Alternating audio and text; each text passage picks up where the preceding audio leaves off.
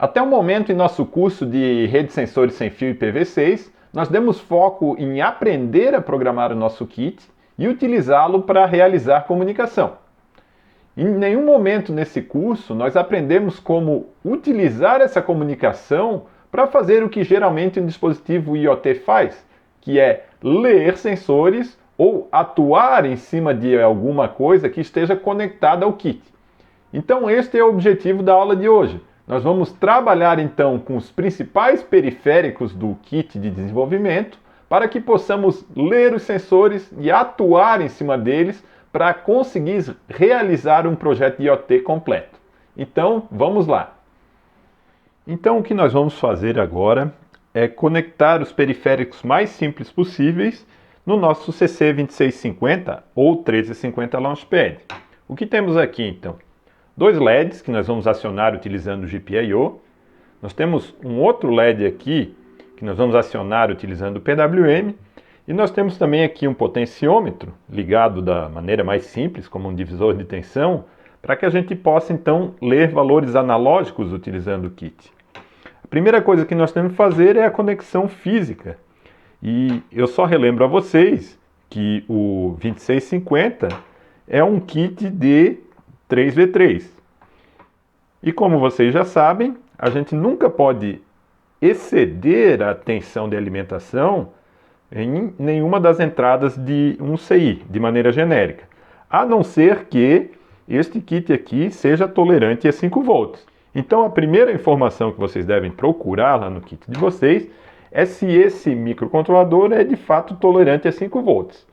Mas para garantir, aí nunca vai ter erro, é ligar no máximo na alimentação do kit. Então tudo que nós vamos trabalhar aqui vai ser então em 3v3.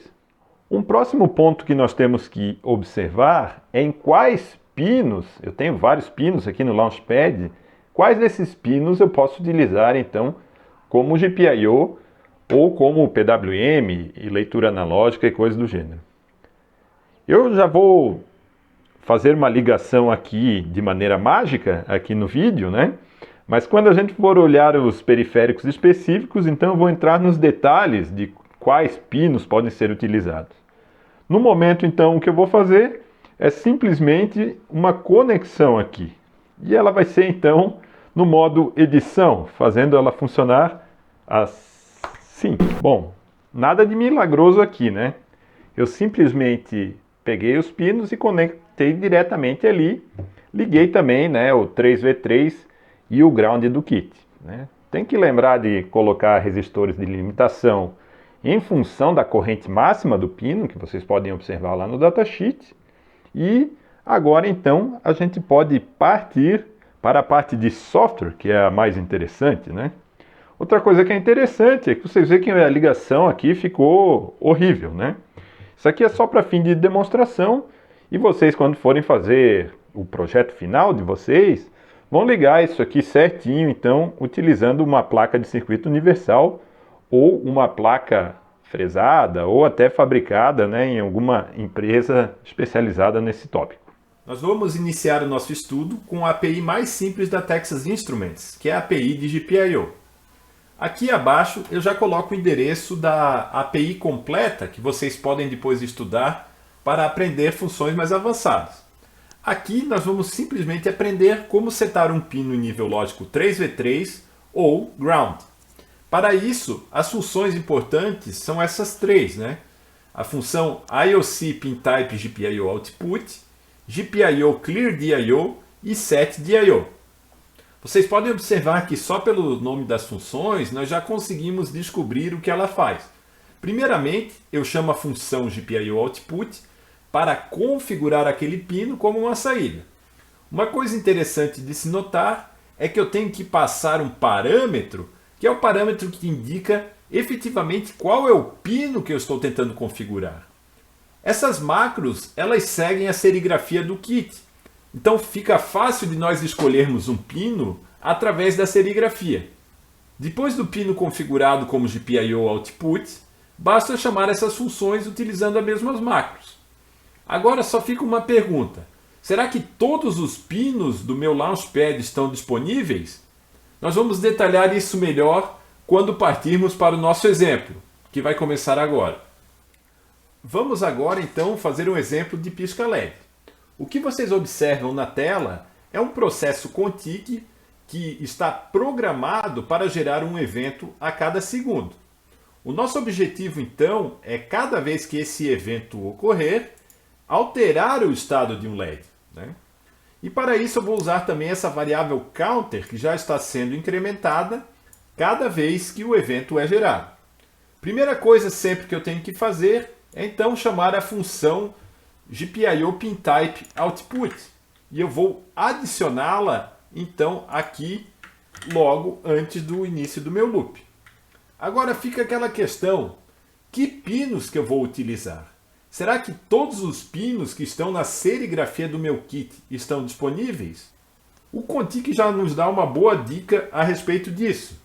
Para isso, então, eu vou navegar aqui num arquivo que está dentro da pasta Platform, na nossa plataforma, que é a SRF CC26XX, Launchpad CC2650 Board. Aqui existem várias definições de pino, mas o que é interessante para a gente reparar é que aqui para baixo eu tenho uma macro que define os pinos que não foram utilizados na programação do Contic. Isso então é uma dica interessante de quais pinos utilizaremos. Como eu já tinha observado esse arquivo antes, eu escolhi então o pino 27 e o pino 30 para conectar os meus LEDs. Então são essas macros que eu vou utilizar. Eu posso tanto usar a macro completa, como por exemplo board IOID DIO30, ou eu posso usar a forma abreviada, que fica até mais fácil, IOD30. São esses pinos então que eu vou inicializar. Eu vou inicializar o pino 30 e vou inicializar também o pino 27, que foram os pinos que eu escolhi quando eu conectei o meu hardware. Agora basta eu escrever código para alternar o estado dos LEDs. Para isso eu vou usar esta variável auxiliar counter. Quando o counter for ímpar, eu vou ligar o LED da porta 27 e apagar o LED da porta 30. Quando ele for par, eu faço o comportamento contrário. Então eu vou fazer aqui um if. No caso de ímpar, eu vou então setar um LED e vou apagar o outro. Caso for par, eu realizo o comportamento contrário. Feito isso, então eu já posso compilar o meu código e gravá-lo para ver se o comportamento é o que eu espero. Ao pressionar o play, nós observamos que de fato o comportamento do LED foi o que foi programado. Eu posso também clicar aqui no pause, colocar um breakpoint aqui na linha que alterna os LEDs para ver o comportamento passo a passo.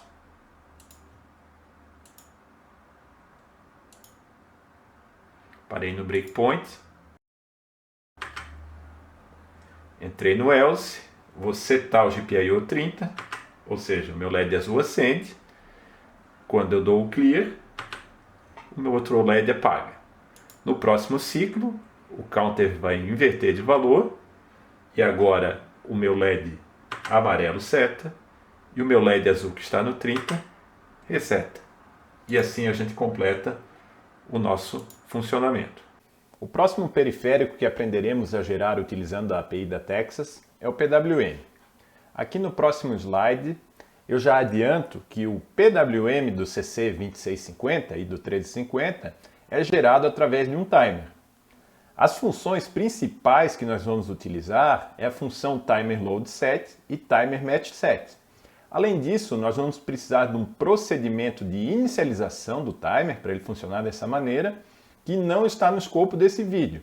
Eu vou deixar o código aqui, mas fica como tarefa de vocês entender como esse código funciona. A nossa tarefa aqui para o vídeo é entender como eu posso utilizar um timer para gerar um PWM. E é isso que nós vamos fazer agora. Eu reproduzi aqui em azul a forma de onda da contagem livre do meu timer. e dois eventos dessa contagem que vão definir a forma de onda do meu PWM. O primeiro desse evento é a contagem do timer chegar em zero. Então, neste momento é que o meu PWM vai do estado lógico 0 para o estado lógico 1. E é isso que eu vou desenhar aqui na figura. O outro evento que é interessante aqui é o evento quando a contagem atinge esse valor aqui que está representado em roxo. Este valor, então, é considerado o evento de match. E é neste momento que o nosso timer muda do estado lógico 1 para o estado lógico 0. Então, agora é isso que eu vou desenhar aqui na figura.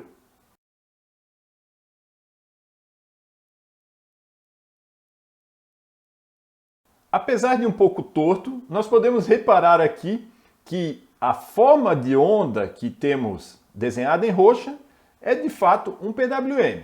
Agora resta nós sabermos como fazer para aumentar o duty cycle desse PWM. Assim fica a pergunta: o que aconteceria se o valor de match que está configurado aqui em roxo fosse alterado para a forma de onda que está aqui em verde?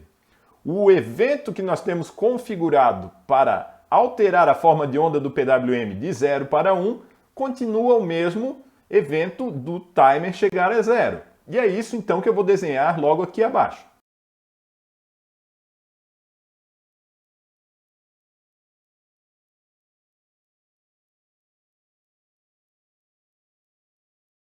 Mas agora o nosso evento de match mudou. Em vez de acontecer logo aqui no início da contagem, ele acontece só no final. O que acontece com a nossa forma de onda? Vou desenhar aqui para vocês observarem.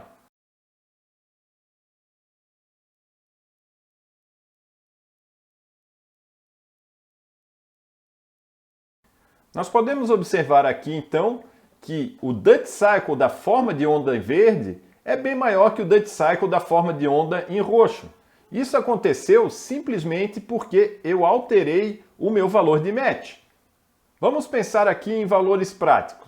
Vamos supor que a minha contagem inicie em 100. Se eu colocar o meu valor de match em 70, depois de 30 contagens, eu tenho o meu PWM alterando o estado de 1 para 0. No segundo caso, eu vou dizer que eu coloquei o match aqui em 25. Então, depois de 75 contagens, eu vou ter o meu valor alterando de 1 para 0. Então, assim a gente consegue descobrir o que os dois valores, tanto de load quanto de set, faz, né? O valor de load configura o tempo que o timer demora para ir do seu valor máximo até 0. Ou seja, o tempo de load está configurando o meu período do PWM. Já o tempo de match configura quanto tempo esse timer demora para mudar do estado 1 configurado no load para o estado 0 configurado pelo match. Desta maneira eu altero a razão cíclica do meu PWM. A proporção de match e load, então, que determina qual que é o duty cycle. Mas temos que cuidar com uma coisa. Quanto maior o valor de match, menos tempo o meu PWM vai ficar em 1. Então, a contagem de match ela é invertida, né? Para eu colocar um duty cycle pequeno, eu coloco um match grande. E vice-versa também. Agora que já sabemos a teoria de como gerar uma forma de onda do tipo PWM, podemos partir para a prática, onde utilizaremos a API da Texas Instruments para efetuar aquele comportamento. Nós partimos aqui de um processo Contic e podemos observar que agora ele não está esperando por tempo, mas o evento que esse processo está esperando é um evento do tipo sensor. E qual que é o sensor que está sendo utilizado? Podemos observar que são os dois botões do kit. Então eu tenho a leitura do botão esquerdo e a leitura do botão direito do nosso kit. O comportamento que está implementado agora é apenas incrementar uma variável current duty, cujo valor vai de 0 até 100.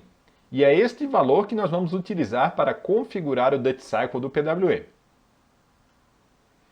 Nossa primeira missão seria então configurar o timer para operar no modo PWM. Eu já tinha mencionado que está fora do escopo do vídeo passar uma a uma as linhas de inicialização que são necessárias para configurar o timer. Mas então o que eu fiz foi criar uma função aqui cujo nome é pwminit. Nós podemos então navegar até essa função, ver que existem várias chamadas de função. Fica como tarefa para vocês observar como funciona o modo low power do nosso kit, tá? Todas as funções iniciais aqui dizem respeito ao modo low power que precisa ser configurado, mas o que faz parte do escopo do vídeo é aqui embaixo, onde estamos chamando a função TI-LibTimerLoadSet para configurar a frequência do nosso PWM. Fica também como tarefa saber como que, a partir do meu clock, eu cheguei no valor de load para configurar aquela frequência. Mas se alguém tiver alguma dúvida, eu também vou deixar um vídeo aqui na descrição onde eu detalho este cálculo. Depois disso, então, chamamos a função load com valor calculado e também retornamos o valor de load, porque para configurar o nosso Duty Cycle, precisaremos chamar a nossa função timerMatch com um valor proporcional ao valor de load. Antes então de utilizar este valor de load para configurar o Duty Cycle do PWM, é interessante repararmos uma última configuração. Observem aqui a linha 187. Nesta linha, a gente está roteando a saída do timer, que vai ter o nosso PWM, para o pino IOID 21.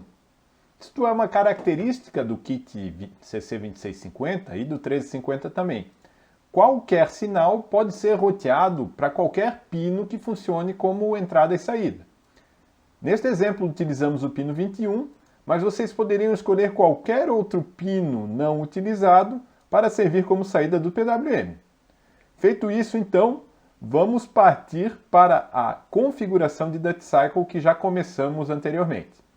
Nós já temos aqui uma variável ticks que está declarada, agora nos basta calcular ticks em função da variável currentDuty, que já está sendo incrementada e decrementada com os botões.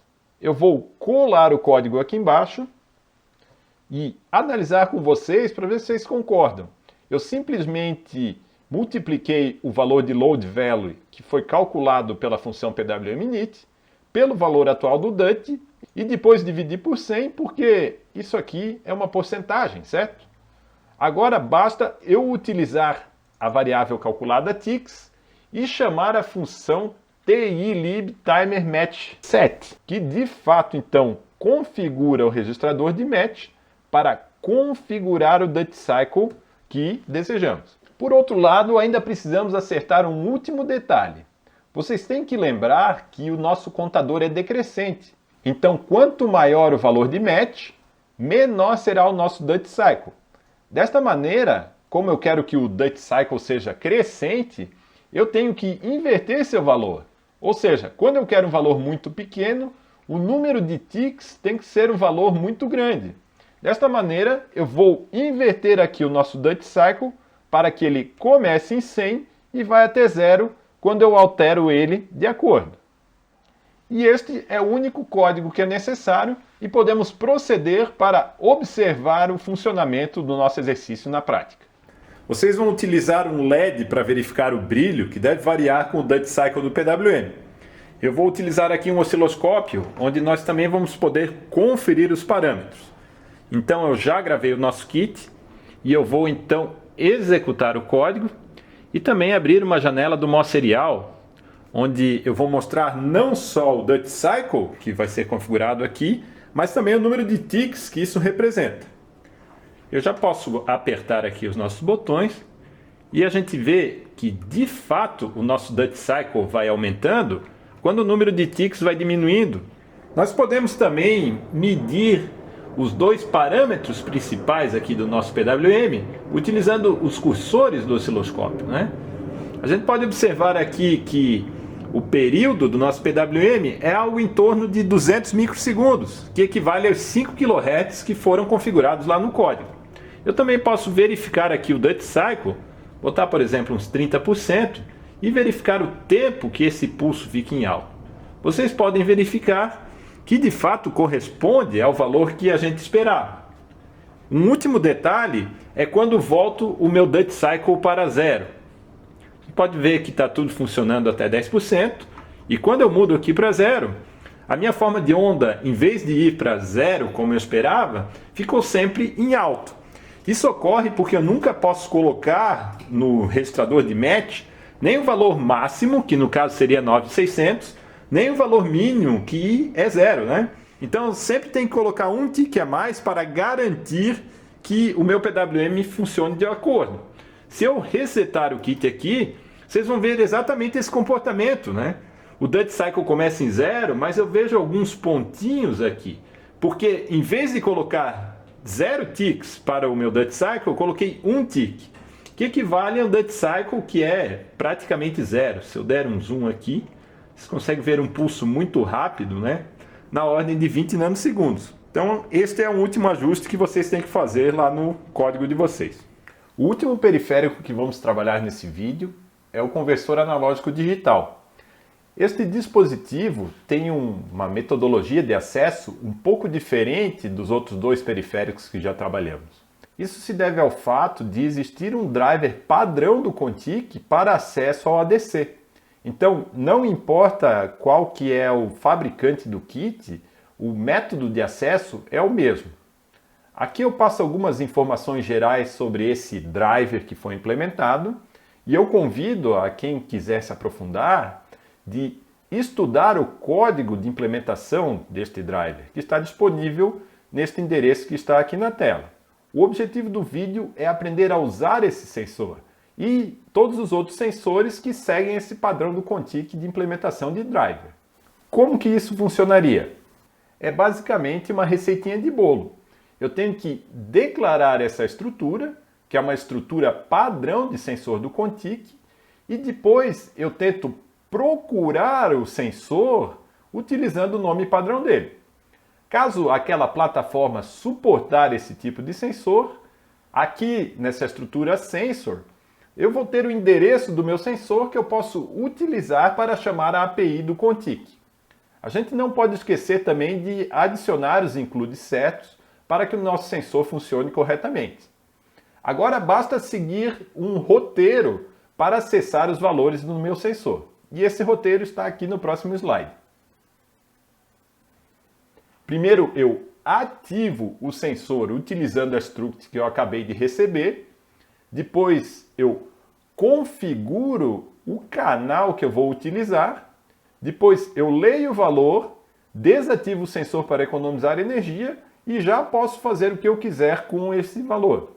Um detalhe que é interessante é saber quais são os valores possíveis para a macro ADC compb in aux.io, que de fato determina qual canal analógico que vai ser lido nesse kit.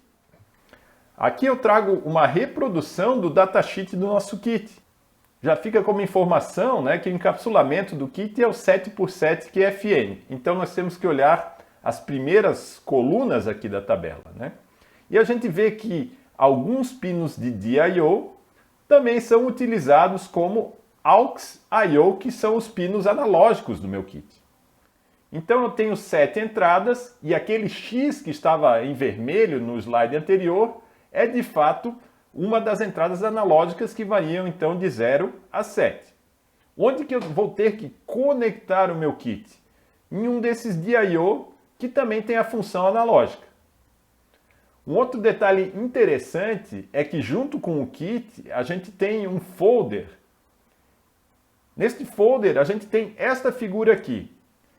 Para utilizar as entradas analógicas, nunca utilize esse folder, porque a informação está errada.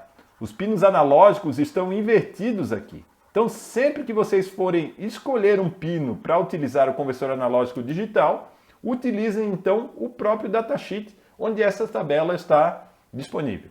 Agora nós podemos implementar aquela sequência de leitura de sensor na prática. Nós vamos partir de um processo Contic que não faz nada mais do que receber um evento a cada 4 segundos, onde então vamos fazer a leitura do nosso ADC. O primeiro ponto, então, é declarar a struct que eu vou utilizar para verificar se de fato essa plataforma tem o sensor.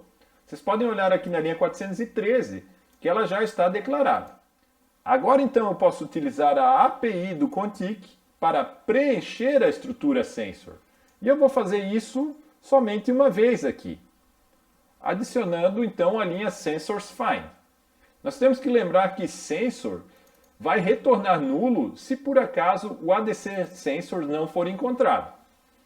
Então, a cada 4 segundos, eu posso proceder à leitura do meu sensor. Primeiramente, então, verificando se de fato a estrutura sensors não é null. E é isso que eu vou fazer então aqui na sequência. No meu exemplo, se a estrutura for nula, eu vou simplesmente imprimir que não há esse sensor na plataforma. Mas se sensor de fato não for um valor nulo, o que eu vou fazer é iniciar a leitura, primeiramente acionando o meu sensor usando as macros sensorsActivate. Para não esquecer de desativar, eu já vou deixar a deactivate também ali no fim da minha sequência de leitura. Outra coisa importante é que nós temos que reparar que sensors vai ser testado para nulo. Então eu tenho que sempre inicializar o valor aqui da minha variável com null. Depois do sensor ativado, eu posso então fazer a chamada de função que efetivamente lê o valor do meu sensor. E eu faço isso então, primeiro configurando qual das entradas que eu vou ler, nesse caso eu escolhi a AUXA e o SET, e na sequência então chamando a API value para receber esse valor. Observem aqui que eu vou colocar esse valor na variável RV e agora eu já posso utilizar para tomar decisões, etc. Aqui nesse exemplo muito simples, a única coisa que eu vou fazer então é imprimir o valor que eu acabei de ler. Agora nós podemos verificar o funcionamento do código que acabamos de desenvolver. Para isso eu já compilei e gravei ele aqui no Kit e no momento que eu apertar aqui no play, o nosso código deve começar a ler do ADC e jogar na porta serial. Então eu vou abrir aqui um terminal, onde nós podemos observar que a leitura que a gente está recebendo é algo muito parecido do que mostra aqui no multímetro, né? Algo na faixa de 5.000 microvolts ou 5 milivolts, como mostrado aqui.